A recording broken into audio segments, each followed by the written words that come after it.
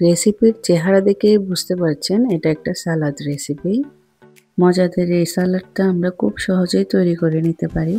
প্রথমে আমি মূলার খোসাটা ছাড়ানোর জন্য একটা পিলার ব্যবহার করছি।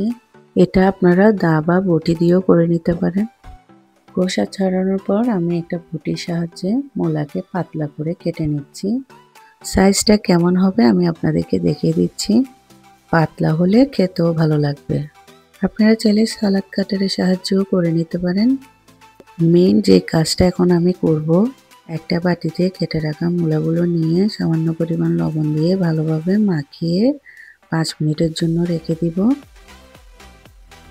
5 মিনিট পর মূলাগুলো লবণ দেওয়ার কারণে একটু নরম হয়ে আসছে। এখন আমি ভালোভাবে চিপে এটার থেকে রস বের করে নেব। এরপর আমি মূলাগুলোকে পানি দিয়ে ভালোভাবে ধুয়ে নিচ্ছি আর পানি ঝরিয়ে নিচ্ছি।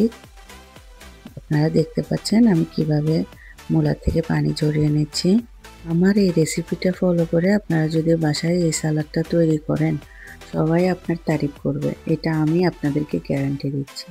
পানিটা ফেলার পর আমি আবার ভালোভাবে ভালো পরিষ্কার পানি দিয়ে আর একটু ধুয়ে নিচ্ছি এবং পানি ঝরিয়ে নিচ্ছি।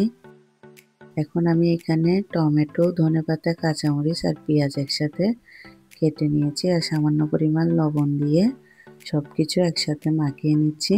আলতো হাতে মাখলেই হবে এখন, কারণ মূলাটা অনেক সফট হয়ে গেছে। শীতের সময় মাংসের কোনো তরকারির সাথে আপনি যদি এই সালাদটা করেন, একদম জমে যাবে। আল্লাহ হাফেজ।